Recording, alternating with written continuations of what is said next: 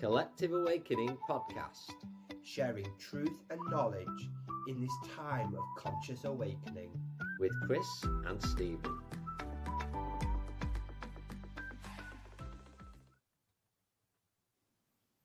Hello, friends, and welcome to the Collective Awakening podcast. Absolute pleasure for this episode to welcome back Joe Singleton. Joe has multiple skills, one of which is an author. Previously, we talked about his book, The Buddha Rise, The Awakening, which again, we'll post links for and here. And please, if you haven't checked out our previous episode with Joe, please track back and check it out because it was a great conversation. So he comes to us from the US. So Joe, absolute pleasure to welcome you back. Chris and Stephen, I can't tell you how pleased I am to be back. I had such a good time with y'all last year and never forgot about it. And I was very pleased when you guys invited me back on. So aloha, welcome from the United States down in Galveston, Texas. It's good to be here, man. Amazing. And it's amazing to connect this way. It is great. And you're always in my memories, Joe, because you're one of our few guests really that reached out to us and said, I'd like to be part of your podcast, which is amazing when we connected up. So I always remember that. But as we talk about the last time we spoke, which I remember that conversation, it was really nourishing, resonating. The information was bouncing from all of us as we were talking. And we were talking before the recording of this podcast about this year, 2025, and everything that has come with it. So what's really been happening on your journey since we last spoke? Well, it's a long, interesting journey, and I totally agree with you. It's very interesting that you kind of brought that up because this whole kind of awakening thing, that we talked about last time. The journey can be very. What I'm learning lately is the universe can kind of just yank stuff from us, right? And I'm learning to kind of just accept that change rather than fight it and try to say, well, boy, if I would have done this wouldn't have happened or whatever. Every kind of ending is a new beginning in it. We know that from the tarot when we get to the 10 or we get to the tower or we get to these certain cards in the tarot, it's or the death card, it brings about a new beginning and a new beginning for change. And it's funny, we talked about my book Mardon, Buddha Rise, The Awakening last time, and it was a very kind of an intro guide to kind of find understand who we are, what we reach for, what we want, and then people looking for what I always refer to as peace, freedom, and happiness in our lives, right? That kind of meditative state. We would all like to get this place we could go to every day where we could drop all of the problems and the bondages from the day and everything and find our peace and freedom, and happiness. It's these things that kind of, we have these visions of our head in it, but rarely do we actually experience it. When we do, it always seems very temporary. So it kind of goes to the nature of, the Four Noble Truths in Buddhism, and I found that I was trying to find the world through existential philosophy, philosophers like Nietzsche and Jean-Paul Sartre and these kinds of things, and then found the Buddha, and everything changed for me. I found out what those Four Noble Truths means: karma, reincarnation, all of these things, and it's just a system that makes a lot of sense for me from a spiritual kind of perspective. Well, when we talked last time, we had our rock shop, our jewelry shop, everything was rolling. We were doing tarot readings and just had the whole thing going. And last summer we had a hurricane here in Galveston. The tourism stopped, our shop business stopped, and kind of like that tower card, everything just came crashing down, man. Our relationship suffered from it. We closed down the business. We had this little trailer we used to go hunt stones in and bring them home, and it got so rough, it got to the point I packed up my trailer and I went to Sedona, Arizona. You guys know where Sedona is? Have you heard about Sedona, Arizona? It's a very spiritual place in the desert in the USA. Red Rock Mountains, beautiful sunsets. It seems like the moon's this big every night there. It's one of those top 10 magical places on the planet. And I'd always wanted to go out there. And I went out there. I experienced. I got a job at a place called Crystal Magic Psychic Center. I was the concierge. I was doing aura photo readings and setting people up with the psychics, working with real deal psychics, you know, full-time psychics and mediums, and was bartending at a very cool place called Enchantment Resort at night. So it was kind of like I was living this dream. I'm thinking I'm going to go out and, you know, work on, get my tarot gig, work on my mediumship, write more books. And, you know, but you know, guys, I got out there and it was just me, you know, and it was a beautiful thing. I was finding vortexes and finding all of these spiritualities, but I kind of came to this point where, like, the higher you reach for your spirituality, you know, the closer you find that, you know, this grounding, you know, the earth, where we're at today, right now, where we're at. Got very lonely, came back. Luckily, we patched things up. I came back. We're here at the beach now. And you know, I found this one very simple meditation along the way. It's called Isha Kriya meditation. If you there's a living guru, kind of like a living Buddha among us today. His name's Sadhguru. It was a pop-up on my phone one day, and I kind of followed it. I said, wow, I can really relate with that quote, you know, and followed that, and then went into that and found his little meditation. I did his little meditation one day. It's very simple. I am not the body. I am not even the mind. Over and over and over for about 10 minutes, and started doing this daily. And I'm thinking, oh my God, this is the most simplistic, freeing, letting go. And I was finding that peace, freedom, and happiness that I was trying to write about and find in my books, you know, and in other writers and other authors and other spiritual gurus and this kind of thing. And I said, it can't be this simple. It can't be this easy. And it has taken me um, along this path and journey. I found this book, guys. It's about 1,700 pages and about 8-point font. It would take me about 8 years to read this thing. It's called the Nyingma School of Tibetan Buddhism. Its fundamentals in history, and every bodhisattva, everything that's ever been written, there's vestiges of it in here. And it turns out, I get to this point in the book, there's really three paths. There's the path of learning, the path of meditation, and then this third path they call the path of no more learning. The path of no more learning. And it all kind of made sense to me. You know, we reach and grasp and we keep following, climbing this spiritual ladder, right? And looking for more answers and trying to find all these things. There comes a point, and it kind of hit me. There's never in my books again will there be a quote, or will there be a this, or they're following this. You know, the truths of kind of the roots of Eastern yogic thinking and spiritualism is almost so simple, boiling down to kind of those four noble truths, right? Suffering exists. All things pass. Suffering too shall pass. The knowledge that this suffering will pass. That fourth part, the knowledge that this suffering will pass, allows us to kind of see everything like this movie working in front of us. And there's always going to be something new. You know, sometimes we get stuck here and we go all the way down and follow that thing we don't want to let go of, right? And it's that's kind of the whole essence of that thing. And those two things, that simple meditation and this idea of the path of no more learning, has kind of put me on the path of this new book I'm working on, which is going to be, I kind of see my first book as an entry kind of first step to really exploring each one of your 7 chakras from root to crown, you know, going in the ins and outs of everything going on in my life of my root chakra, everything going on in my life with my sacral chakra, everything going on in my life with my belly chakra, my health, then my heart, which is that central part that connects. We get to the spiritual part, our throat, our voice to the world, the third eye, our knowledge and intuition, and that crown part, you know. It's a very complex thing, you know, when we think about it, but almost when you can kind of see that as a whole and just kind of look at it and go, this is a little out of balance. There we go. Fix that. And here we go. That's kind of what this is, you know. The Isha Kriya meditation, I'm not the body and I'm not even the mind. There's something about it that completely takes us out of who we are and drops us into that just the essence of what we are. which is almost looking at everything from afar. It's very deep stuff, and I'm trying to put it all into words. And it's changed titles 3 times. I can give you guys the the process of the titles and see what you think. But that's kind of where it's at, man. It's this.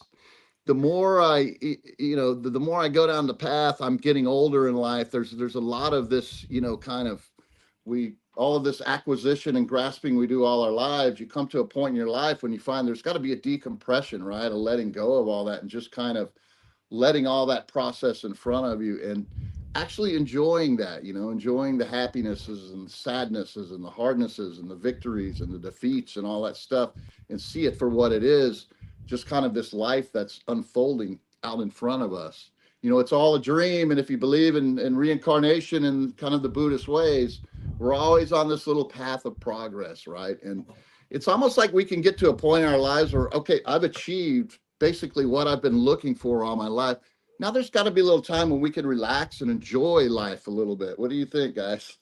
Yeah, I think it's really poignant what you've shared there, Joe. Of I think 2025 is where we've been on this roller coaster. I think since around 2020, of this real mass people stepping into their awakening, stepping into the gifts, and really throwing themselves into higher learning. And it's almost like this year's been the bubble burst and a reminder of that grounding. And at the end of the day, what is the point of it all? And asking ourselves that and saying, well, instead of just being on a path where we don't know where it's going, to actually stop and remember as well that we're here to experience life in its fullest. And I think that what you shared, that all, that suffering will pass, I think is very powerful when you know that in your heart. And a lot of us that have been through those experiences of life in any form, tough ones, we know that we're going to come out the other side. But I feel what you've said there, a lot of people will resonate with, of this 2025, what's going on, and coming back to ground a little bit. I'm seeing it more and more and more, and that knowledge that we've amassed, now it's about putting it into practice as well, which can be a lot more challenging. It's good to read these experiences and to say, yeah, I can really take that on board. But actually, when it all happens in our life and we're like, right, I need to live the practice now, to quote one of Stephen's sayings. So yeah, I found it really poignant what you shared there. But what do you feel? What I want to ask you is, and I appreciate you sharing that so honestly, what's been happening with you. What lessons could you take from that past, that experience that you've been through recently? I'll tell you, it's a lot of that, what you just said about that coming back down to ground aspect. It's funny. People who know me very closely, a lot of times will tell me, man, you should read your own book, dude. It's we're not there's understanding and grasping to a point, but I don't know that we're ever in this life. And here's, I'm so glad you said this, because this is something I forget about sometimes, but I don't know in this life that we're ever, if we're expecting ourselves to come to some kind of spiritual, haven, wonderland or whatever. I don't think that's going to happen here till the day we die. And what we have to do is just get as close as we can. And that whole grounding thing I was talking about, where I kind of hit this point where, I'm an air sign. I'm an intellectual. I love, I'm almost, I put my books down. I don't need to. It's the path of no more learning, man. And there's just this point where I had this vision that, the higher you get, try to get towards that, that crown chakra awakening or whatever. It's something that's very far from us. We're on the earth, man. We're here right now. There's a reason. There's pain and suffering, but there's joy and love, and there's a reason we're here.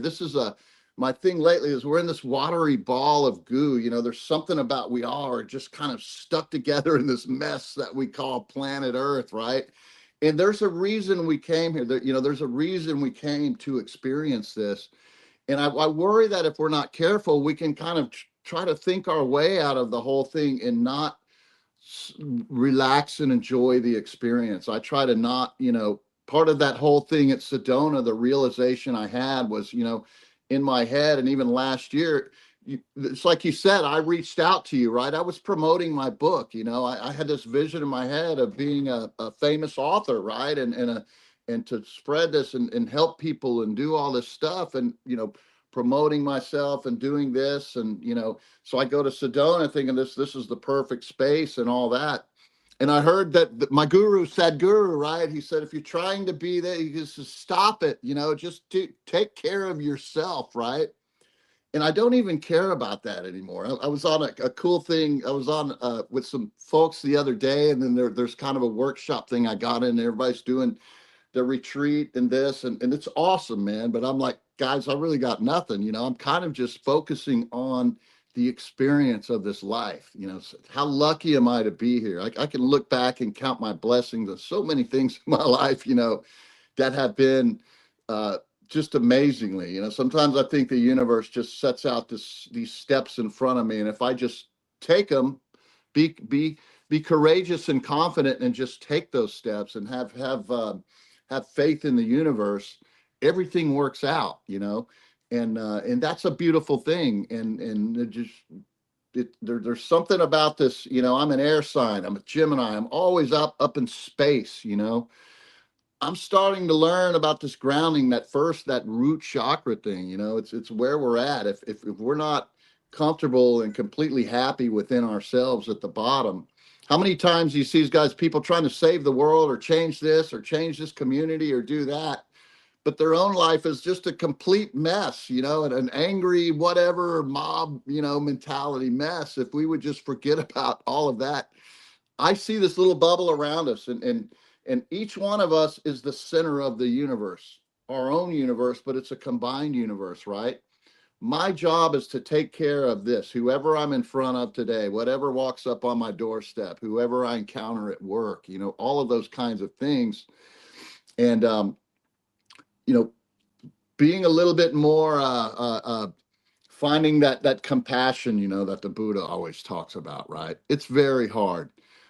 People come into our lives. I can think of one right now that's kind of new in my life, in a certain sector of my life that I really wish wasn't there. But that's one of those challenges, right? Where we have to find, you have a chemistry of certain thing, a group of people that you're with in one way or another, right? And then something gets dropped in the middle of it, and it all just gets mixed up like a bad cocktail. And but you got to find out a way to bring that balance back. So I kind of see those as challenges, and really just trying to take care of my space, my area, right? And that's all there really is. When you think about it, our minds, we are the very center of the universe. The universe is happening to us, and we're at the very center of it, right? We each have our own individual mind. Somewhere there's a collective consciousness that brings all that together, that makes us a we complete whole. But from our perspective, if we would just take, it's almost like you've been put here in this place in this time, because this is your area that you need to tender and care for, like a garden, right? So that's kind of where I'm at, and that's kind of where it's going, and to quit maybe so much trying to find the answer to these complex questions. The answer is very easy. It's complex but simple. I am not the body. I am not even the mind. I am not this body. We come from dust.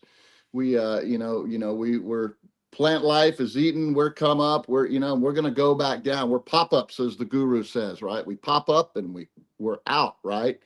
And not even really the mind, when you go deep into Eastern yogic thinking, whether it's the Buddha or you get to the Eastern thinkers with Shiva and all that. Shiva's kind of like the closest thing I've seen now to an actual God. He sleeps for 500 million years and then he's awake for 500 million years.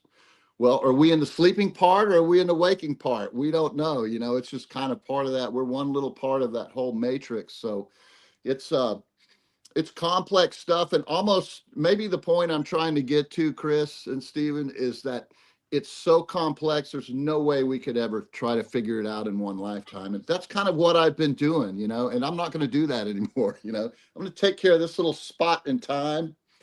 If we be, there's this path you can find where you can go from, stream entrant to Buddha in one lifetime and get it all out of the way. And I don't want to be a bodhisattva, right? I don't want to come back 1,000,000 5 million times until everybody finds peace. But if that's what it is, that's maybe what it is, and finding that comfort in who knows what's next and who knows what came before. But right now, we're gonna make this a party, enjoy this life. I love that. I love that because it's something that me and Chris have felt very strongly this year. Really, for so long we're searching, we're looking, we're finding, we doing that inner work, we asking questions, but then in that process sometimes we can get lost, we attach ourselves to, in a way, that hamster wheel, that keep working on yourself. And actually part of the process is just chill out, have fun, embrace that inner child, smile, bring enjoyment. But what really stuck to me, it's something that I've only just recently come to realize, is where you're talking about the art of compassion.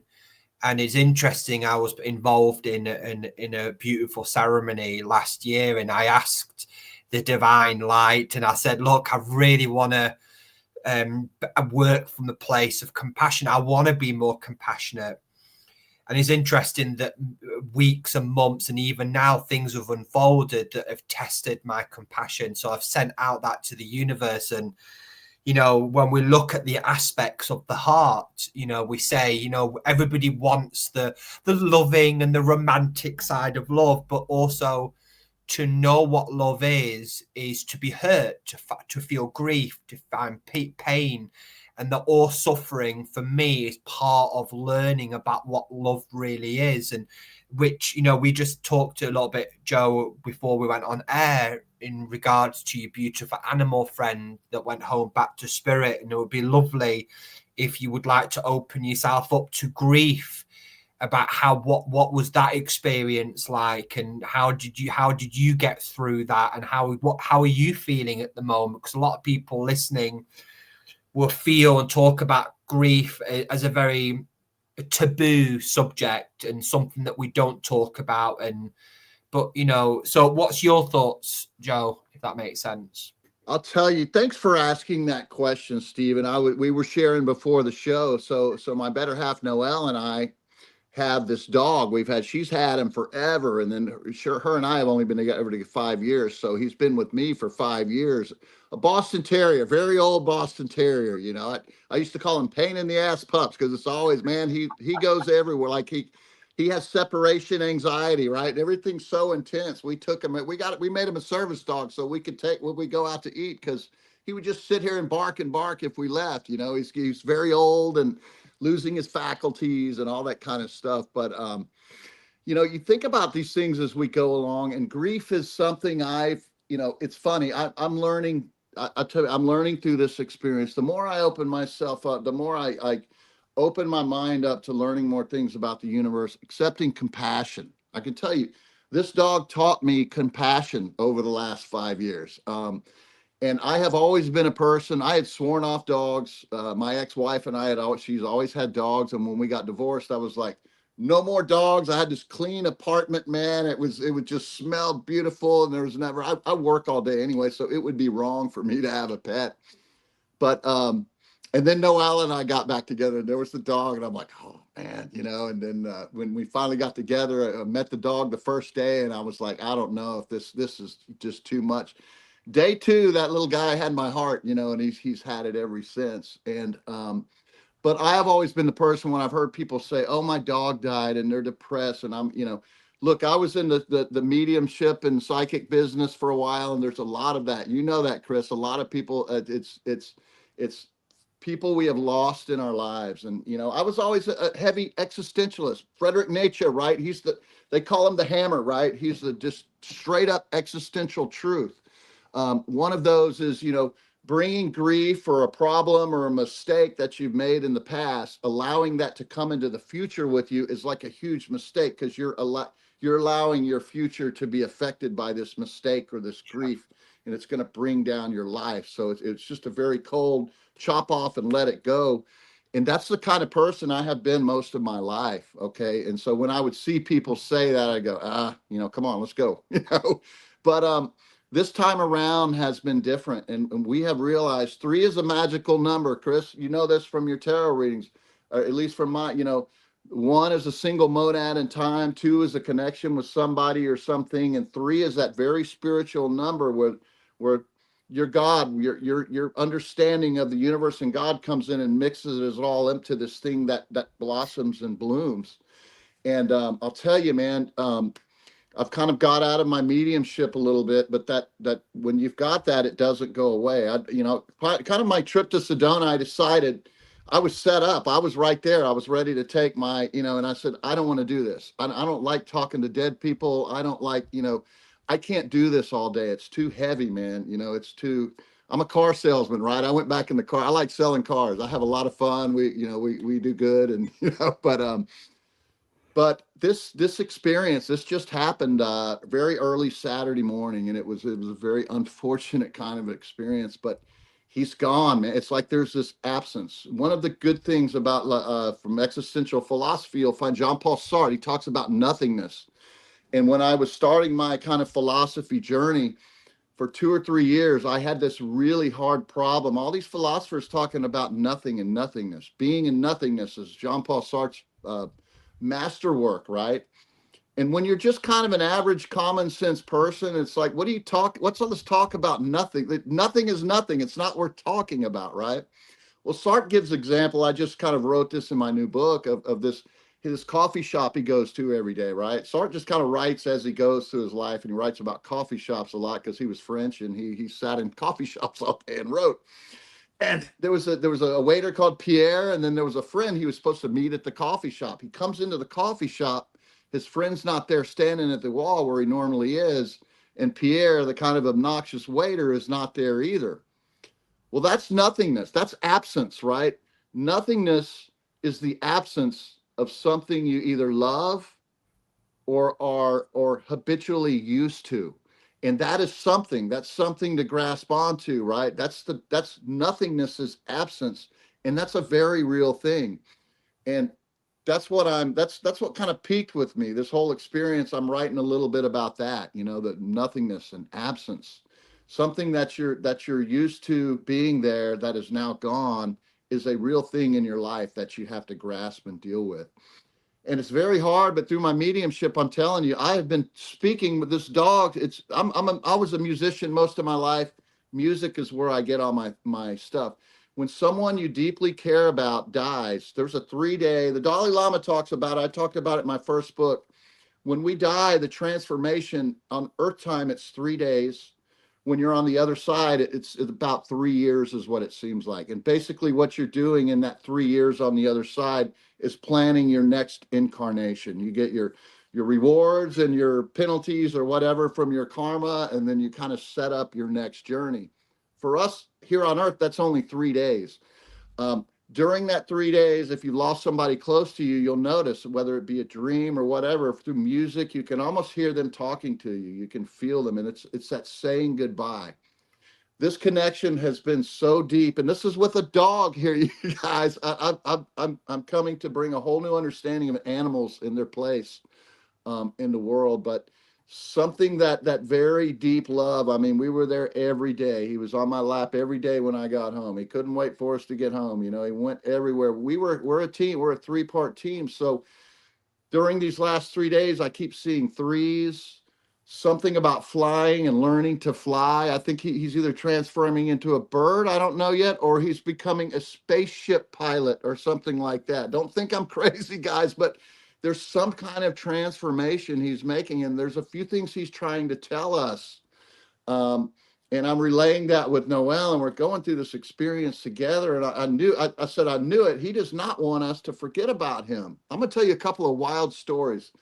So yesterday was day 3. So he's gone. He's taken off on his journey. It's, we can feel that he's went on his way. But I said, I know it. That Simple Minds song, Don't You Forget About Me. I said, it's going to hit me, and I'll be damned if yesterday, right about the time when we had calculated that 3-day time frame, there it comes right on the radio. And then Noel got home. It came on again on the radio. That was him telling us goodbye. We used to have this thing every day we'd leave because he had to separate. We'd say, I'll be right back, right? We'd set him on the couch. I'll be right back. And I told him, 2 days ago. I said, you tell us when you leave, you tell us you'll be right back, you know, and that's what that was. The last one, I got to tell you. So we both went to Houston yesterday. We had different things going on Sunday, and we were following each other back. This is about a 45-mile drive on the freeway, right? Our dog's name is Misters, Boston Terrier. We're both driving. She's following me the whole way. All of a sudden, a silver car pops in between us. Have you ever been doing that on the freeway where you're trying to stay in a little convoy and somebody popped and you know? And then I get a phone call and it's Noelle. She goes, oh my God, did you see the license plate on that car? I said, no. And she sent me a picture of it, and the damn license plate said Misters on it. That was the name of our dog. He was always right between us in the bed, always right between us on the couch. And I shit you not, guys, that car popped in between us and it had a license plate with the name of our dog on it. So I quit doubting a long time ago. It's still cool. Chris, you know, from your tarot reading, you know what's happening, but every time it happens, you're still like, wow, this is cool stuff, you know? And it just tells me, you know, with all these threes, there's some kind of connection we all have. You know, I saw Noelle and I, we're soulmates, spiritual partners and all this stuff. But he's with us too, man. And it's almost like I'll be right back. You know, that day we left, days seem like forever for dogs when you're gone. It's kind of reversed now. This is going to seem like forever for us. But there will be a time when we're all three back together, because we know it's like this synchronicity. Everything is right when we're all together. And that was always his goal, to get everybody on the couch, get everybody on the bed, everybody just lay down and relax. You know, that was his job. But it's been very hard. I've welled up, I've teared up, I've cried 7 times. I'm a pretty, you know, heavy-headed dude. I don't cry. I don't show emotion and all that, but there's no stopping it, man. It's important. And I think that 3 days, you know, keep this in mind. The next time you lose somebody close to you, understand that especially as with mediumship, this 3 days is rarefied air that you're rarely in. I mean, how many times do you lose somebody really close to you? And it's as from that spiritual perspective, if you tap into that, and I necessarily don't want that in my day-to-day life, but it was unavoidable in this, but it's just almost an overwhelming, my heart is just, it's painful. It's pain and love at the same time. Do you know what I'm saying? And that understanding that all suffering passes, we both know that, and that journey is happening. And what happened was really horrible, but it's nature, right? Nature takes its course, and everything passes in time, and that's okay, you know, because that's why I love the Eastern spiritual concept, because it's not a one shot here and you're done and you're either going up or down, man. This is a journey that just keeps going. It's positive and negative energy. And I think important people in our lives, one dies and goes ahead and paves the path for the next way. And we'll, you know, we just kind of keep rolling in this through the universe. That's kind of the definition of eternity. If everything stopped, there would be nothing. We wouldn't be here, right? Absolutely. And I feel the big sort of realization for me in that understanding is deep-seated gratitude, is just showing gratitude for every experience, even the ones we see as bad ones are all good for our soul. Even, you know, if you look at the spectrum of the heart, if you want to know what love is, learn what love isn't, you know, learn what light and dark is, learning about, you know, the different spectrums of pain and suffering. They're all part of opening the heart. Also, Stephen, when you were talking about kind of that what you call the dark sides, I hear people talk about, you know, shadow work and these kinds of things. It's interesting. We were at the beach the other night. We have this kind of blood moon thing happening. We watched the moon rise on the beach. It's an amazing thing. You can lay on the sand and watch the moon rise like the sun at night, and it's very red right now. And we were reflecting on some things, and you know, I kind of see I tap into that dark energy. I'm more of a dark, you know, and people freak out or whatever, but there's light energy, right? And there's plenty of people who are reaching for the light, and you know, but electricity, right, is a negative and a positive charge, and it's equal of both. And I understand that. I was a musician, metal, all of this kind of. Ozzy just died. He was my hero, man. Yeah. That is my ultimate. Black Sabbath. I grew up on that. I lived in the kind of dark magic days and rock and roll and all of this stuff. There's an energy there. It's important. I was telling Noel, I said, I'm kind of like a garbage man, right? I'm just a soldier for the universe, very low level. I can take dark energy out of the ground, convert it to light, and kind of throw it, let it go, and move on. It's very alchemical, like we used to do with our rock and jewelry businesses. We would go out to the desert and find, just dirty rocks, semi-precious stones and things like that. And we would take them home and we would cut them and we would grind them and we would shine them and polish them, wrap them in silver and wrap them in copper and make this beautiful thing. Almost take the very center of that stone. There's this beautiful thing, and that's kind of what it's all about, right? That's that work that we do on a spiritual level. It takes, we need warriors on the ground. We need warriors in the darkness. We need warriors in the light. We all need that, and I think in the end, everybody gets caught up in this good versus evil thing. And, it doesn't make sense that anything can be all good or all evil. There's somewhere in the middle where everything kind of comes together. That kind of understanding for me. Noelle doesn't always understand that. She's a light being, and it makes her mad sometimes. But this is who we are, and kind of accepting those different aspects of things. But there is a lot of so much valuable information to learn, because that dark energy is kind of that mystery, right? Where that mystery part of the world and the universe comes from. Well, I always think, Joe, of the yin and yang symbol, and it's like one cannot exist without the other. The dark has a role to play. It's almost like the darker or more shadowy periods of our life. Without them, would we learn as much? Yes. If it was just easy, if it was just a cakewalk, what would we really learn when we look back at those really tough times? We go, wow, I learned so much. And I think it comes back to that philosophy as, all things will pass, you'll come through it. And each time we do it in a life, I think, whether that's grief or any sort of pain or trauma, we know once we come out the other side of it once, that we will do again. And then taking those lessons. And I feel like you touched on such an important point there. And it's something myself and Stephen discuss all the time. Yes, listen, the yin and yang, right? A very big passage in the Bible, very early in Genesis, that the darkness couldn't overcome the light, right? Insinuating that light always overcomes the darkness, but without that darkness, the light couldn't shine, right? So there's a second part to that, that goes through there, and it is such rare air, and I feel like maybe in the past, people I've lost in my life, I've just kind of passed over some opportunities for growth in that area. But it's definitely the whole aspect. It kind of takes us back to that grounding thing. The most basic part of life is coming home from work, sitting on the couch, lighting a cigarette, having a glass of wine, and Pups is on my lap, and I'm petting them. Right? That seems like a small thing, but now that it's not here, that stream of love, man, that it's just such a hugely powerful thing.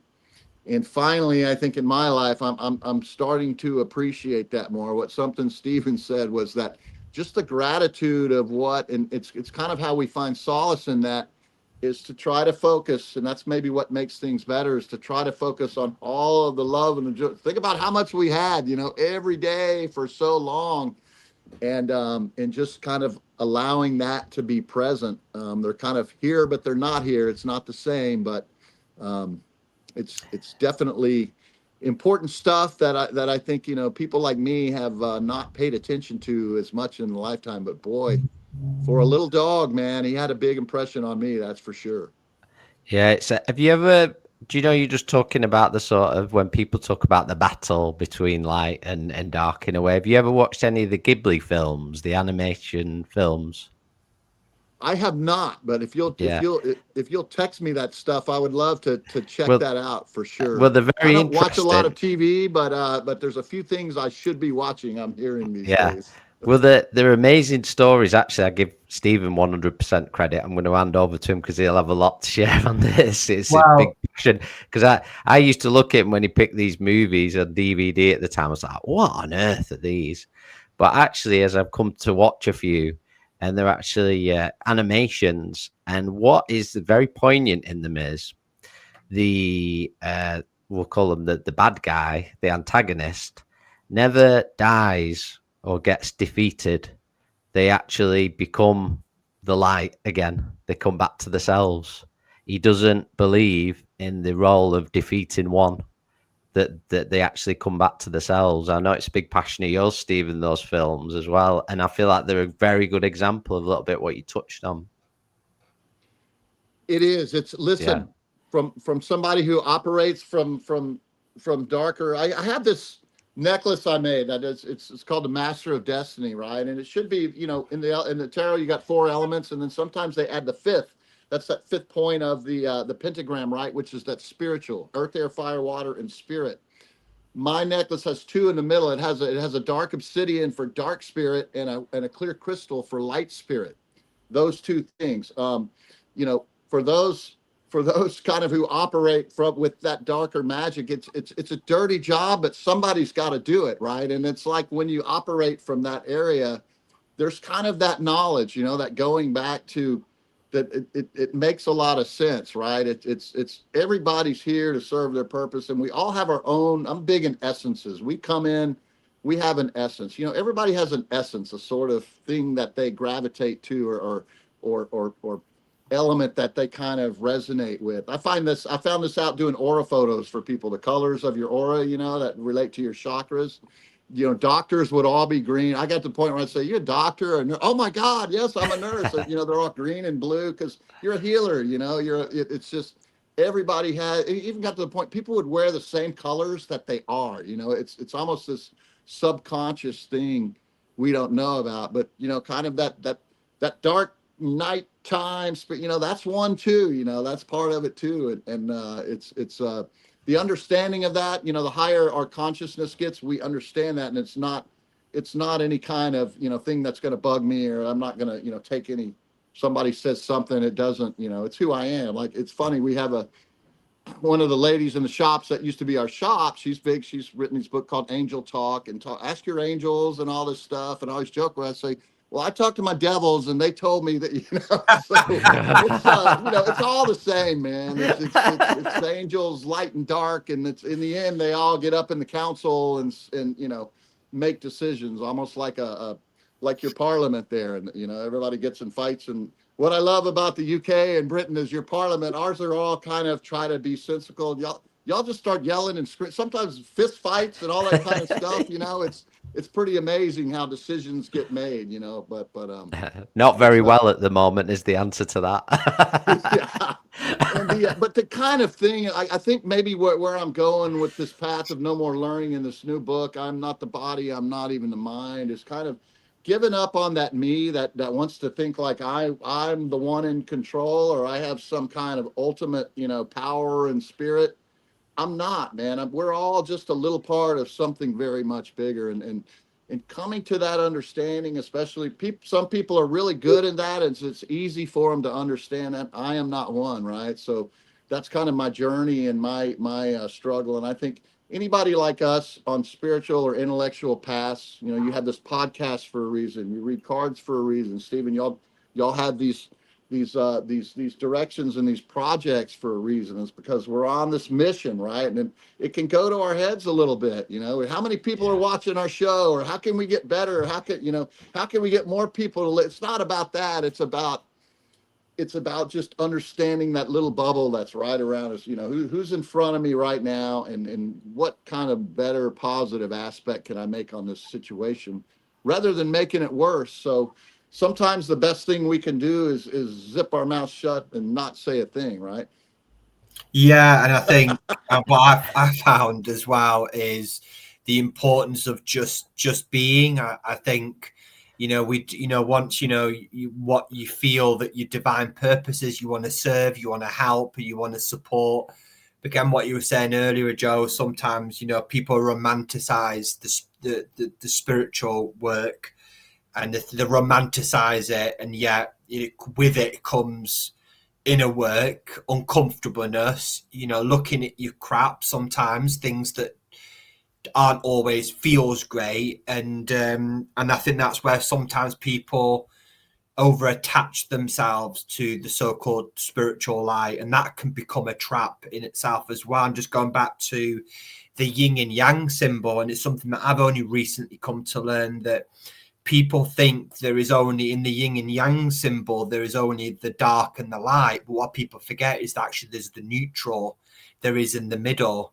And I don't feel that in sort of that soul frequency, we are divine light, we are divine love that is neutral. And I feel that we've come to experience both. Imagine watching a movie, everybody wants to be the good guy, and but also when you come back in your next life, you might want to be the antagonist. Maybe you want to be the victim, and then you want to be the inspector. You want to come back and play these roles, because that's all part of the human journey, the human experience. And I think what you were saying about as well, control, and I think that's the mind as well. We want to control things, and I think one thing that I learned very early doors is, though I am a divine being, I'm this small, and humility and gratitude. Oh my God, thank you, and just let go of your resistance and just go with the flow. Stop thinking you're here to control things. And I've just watched the Matrix movie, Joe, and I don't know if you've watched that before. Yeah. And the Oracle says to Neo, you've already chosen. You've not come back to the earth to choose. So how's there free will? But you've already made the choice. You've not come back to choose. You've come back to understand the choices that you've come back to make. Yes. So I think that really resonates with me, that just go with the flow, stop getting your head in the way, and just be, and allow yourself to be guided and supported. You just hit on a really huge point, and that's my mind has been there a lot lately, Stephen, which is we've already made this, and that's a lot of part of this, just relaxing and being who we are. We made this choice to come here, right? That's what Pups is doing. He's making his choice where he's going to go next, right? And it's so easy to bypass that and think we're here to make something different or other than it is. We've come to experience this in that, man, finding that place. Sadhguru, my new living Buddha here, he has this thing every day, 3 times a day. He says in the morning, look at the sun, thank you for my place. In my business, I'm in the car business, and I have good days and bad days, and I like to win. I'm good, and I like to be first at the end of the month and all that stuff. And I'll be in a real rut, and somebody will pull. It really bugs me, man. But I've learned to, even after a rough day, I'll look up to that sun. Thank you for my place. After a good day, thank you for my place. And that really, there's something about that wherever you're at, and it's something about letting you know that it doesn't matter. Everything's going to be fine. The next minute is going to come. The next hour, tomorrow's going to come. The next week's going to come. There will be a day when it doesn't, but that doesn't matter, right? It's that day. We've been talking about that a lot lately with the loss of the dog. And if we would have done this, there's a lot of things, if we would have done, this wouldn't have happened. And it doesn't matter. When it's that day, the universe put about 5 situations together and put it all together, and it was just meant to happen. And what happened, right? It's in stopping the ability to not worry about those kinds of things and just accept what happens as what is. Boy, it's really hard to say and think about, but when you think about the long run, it kind of goes back where I was talking earlier about, looking back at my life and counting my blessings. It's never, we're obviously all here. It's never come to an end. It's never gotten so bad where we can, we're not out on the street begging for food. We're really lucky people to be where we're at and what we're doing. And we forget that sometimes, and it's just that simplicity. I think my journey, if you look back at, Hegel wrote a book a long time ago, a German philosopher, called The Phenomenology of Spirit. It's one of the top 5 philosophy books of all time. And there's, at the end, it's almost like this, it's like we dive down into earth, right? And then we acquisition, we acquire all of these things. And then at the end, it's this metaphor. And then the goal is to get rid of all that shit and then fly back up to nothing from where we came from, right? It's almost like a dive into this earth. Acquisition. It's all about deacquisition, letting go. The more you let go, the freer you are. I get rid of my boat, I get rid of my travel trailer, I don't have this payment, I don't have this to worry about, I don't have this to worry about. And we get down to the few things, Noelle and me and the dog and our little porch here at the beach, that's the most important thing in the world. That breeze that comes over, I can hear the ocean in the background. All I care about is getting home and sitting on the porch now.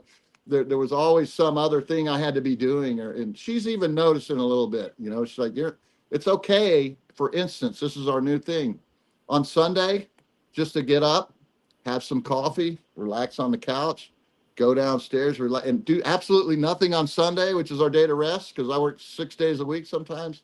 It's okay to do that because it just doesn't matter. I think Does that make sense? It's the so much. It's the universe, I think, reminding us, and it's something that, as human beings, we are overly attached. We have these really unhealthy attachments to our emotions, and we think all this is real, and we attach ourselves to the dramas, to labels, to sexuality, and when you strip all that away, it doesn't matter. It doesn't matter. Don't take life too serious. It is just a play. Don't get overly attached. But I think the universe is a very good mirror. It has been for me to really humble you, just to, humble, and to remind more. Spirit just corrected me to remind us all that we are beautiful, amazing beings, and just to enjoy life. Don't get overly attached to this physical dimension, because in a blink of an eye we'll be back home to spirit, and we'll sit there laughing about this to say, Joe, we've had this amazing podcast. Do you remember this? And yes. Think about this, Stephen. I think about this kind of ties into where I'm going. As hard and as tedious as life seems sometimes, and as painful as we make it sometimes, what if it is that this is actually a vacation, right? What are the really hard works? Instead of I'm going to go to heaven and be free for the rest of my life. What if it's the opposite? And we go, God, I wish I would have enjoyed that a little bit more, right? Yeah. And that's kind of what the Buddha said, you got to enjoy the journey, right? Whether it's hard or soft or easy or whatever, we don't know, man. We don't know what really hard is, and we don't know what really easy is. But I tell that people now, the farther I've gotten in my career, is people. My son, for instance, he's in the process of switching companies, right? And he's looking at some other opportunities. He's a lucky kid. He's got a good ahead of him. But I learned over the years that all the money is great, but if you're not happy in your day-to-day culture and environment, if you're not happy when you go to work, I'm so lucky. I have a job I actually love I love doing what I do. That's so much more important. And I think he just kind of made a decision on that because the culture didn't fit him. And he's like, I'm going to make a ton of money, but I don't know if I'm really going to like it. And those kind of little things, your day-to-day activities, my ability to relax, to be comfortable with the people I'm around, are really important. And I made a lot of decisions in my career, my sales career early in my life, just went for the money, right? Didn't even think about the culture or who I was going to be working with. 3 months later, you're like, oh, I can't stand this guy. I'm going to have to work for this guy for the next 4 or 5, and it's thinking those kind of things ahead a little bit. And that day-to-day activity, it's just trying to be happy, peace, freedom, and happiness, man. Mardon Buddha, that's what it's about, man. How do I find that in my life? The answer is meditation. I've been on a lot of podcasts, and one of the key questions, they'll say, so exactly how do you do it? People, it took me 5 years. I tried all my life, really, and it's a hard thing to find.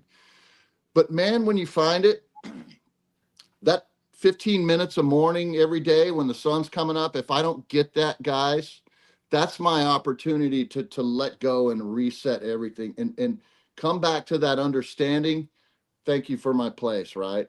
It's so important now, and I do it probably 300 and I'd say 55 days out of the year, but those 10 days that I don't do it, and then sometimes it's 2 days in a row, I really know, man, I gotta get back to this.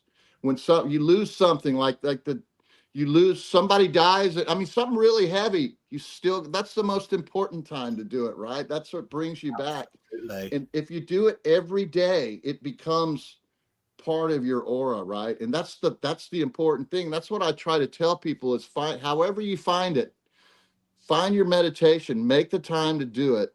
And if you've got a lot of stuff running in your head and you're not doing it right? The idea is to get free of all that binds you for at least 10 or 15 minutes.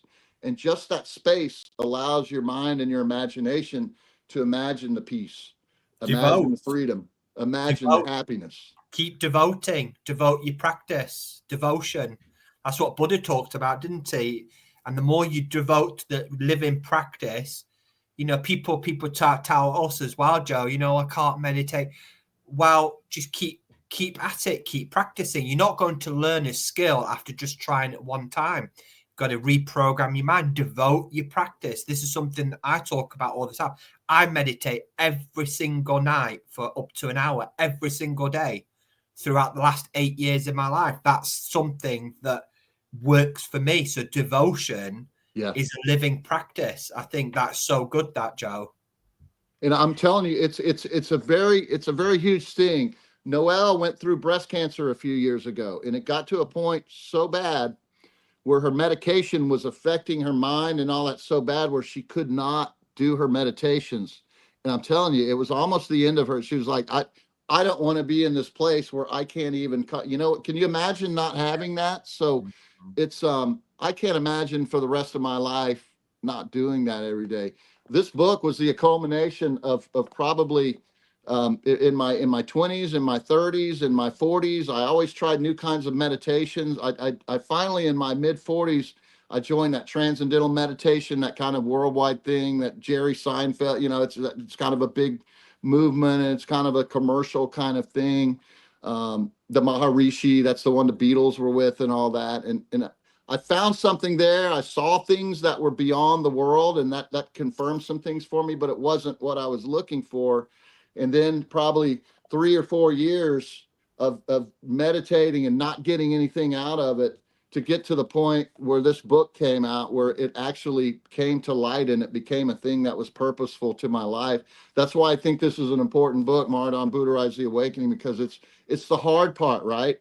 The cool thing about the new book I'm working on, it's beyond that. It's what happens so once you get that, you don't need all that hard stuff anymore, because you can find a simplistic way of just balancing your life immediately.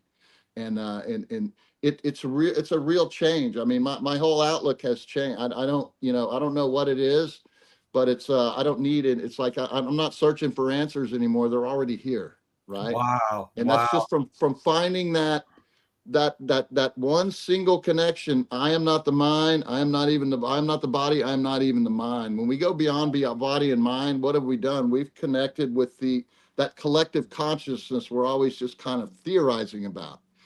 When you tap in there, it's a beautiful thing, you know, and it doesn't happen every day. That those 7 chakras don't all come into balance, and we get that 7th crown awakening snake, you know, dancing sometimes, but most days it doesn't. But you know, every once in a while we get there, and it's an amazing thing. But just kind of that one thing that goes back to what you said is that compassion thing, right? Just the act of you saying, I want to be more compassionate. That's a huge bridge cross. That's a huge gateway cross through. You're not going to be compassionate every day. You're not going to be every situation, but just that thought in my mind of I want to show more compassion to the world is a huge step towards, whether they say in Star Wars, a very bigger world. It's a beautiful thing.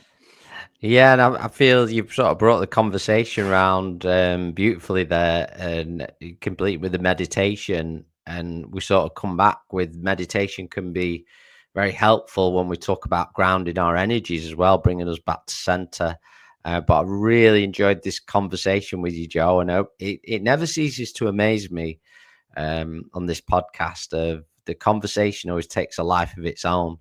And very rare occasion when I do take any notes before, or just little reminders, they very quickly go out the window, which they have done today. And it's really always what it's meant to be. Yes. So it's been amazing speaking with you. And do you know what's been great? I really appreciate the honesty of personally what you've shared as well. And I feel that is always profound, those experiences, because I know for a fact there's going to be somebody listening to this podcast who goes, God, I can really understand. I've been through something similar, and it might just give them that little inkling that, yeah, you're going to come out the other side. Everything's happening for you. It's gonna come right, and don't get too locked into the experience. I always almost envisage this life sometimes like a video game. You know, these headsets people put on. I'm not a fan of them, but you take it off, you breathe, and then you go back into it and go, remember, don't forget, don't forget yourself, don't lose yourself. You know, that's there's a key point before I forget. If there's any authors watching this or aspiring authors, the most important thing I learned as a writer, and I heard it one time when I was taking creative writing classes in my 30s. We had this writer. I didn't like the teacher. He's like an old hippie, and he said, "You got to write naked, man. Write naked. Write naked." It took me 30 years to learn what that is, but if you're trying to write, if you got to be honest, even if it's gonna embarrass you, if it's gonna piss somebody off, if it's gonna make people think you're crazy when you know you're not crazy, but what I'm saying may be crazy to some people. Don't curb that, man. Write what you feel. Show your honesty, because that's what people lock into, right? I'm one who I've never been. I had a philosophy teacher, and he used to always he would get mad and he goes, "You can't say that. That could be incorrect." I said, "Who cares if it's incorrect?" He's like, "Well, philosophy is all about everything logically and being perfect, like science. You can't have any mistakes. Who cares? If it is wrong, then we'll find out about it. And we've learned something, haven't we?" And that's the key, is opening up your heart and laying out your heart to the world. That's honesty. That's authenticity, right? People can sniff out inauthenticity and authenticity. So I hope that's kind of what comes through in my writing. But if there's for some reason, I feel there's an aspiring writer watching this, and that's a good message for somebody out there, is to open up your open up that gate that you've been holding everything back, and write that down and put it out and see what happens, man. Yeah, absolutely. So we will share the links to Joel's book, his first book there. If you are interested in looking that one up, I would certainly recommend you to do so. And it's been absolutely amazing speaking to you, Joel. Thanks for your time. And we actually tried to put this together a few weeks ago, and our times were I think we were back to front with our times. Yeah, but we did. But we both knew, I think, it'll come together when it's meant to be. So it's lined up beautifully today. It's been an absolute pleasure, and we definitely love to speak to you again somewhere down the line. Man, I feel like it's been so fun. It's been a year, but now it just seems like yesterday. But I feel like I'm gonna miss you. I wish we could get together every week, man. This is a beautiful thing. You guys are awesome. I feel like I've got two of my best friends in the world here, man. Across the pond, as they say. Yeah, 100%. So thanks everybody who's listening. Please click and subscribe. Continue to support this podcast, and we're going to continue to create podcasts with some like-minded souls from around the world. So it's been amazing. Thanks so much. Until we speak next time. Thank you.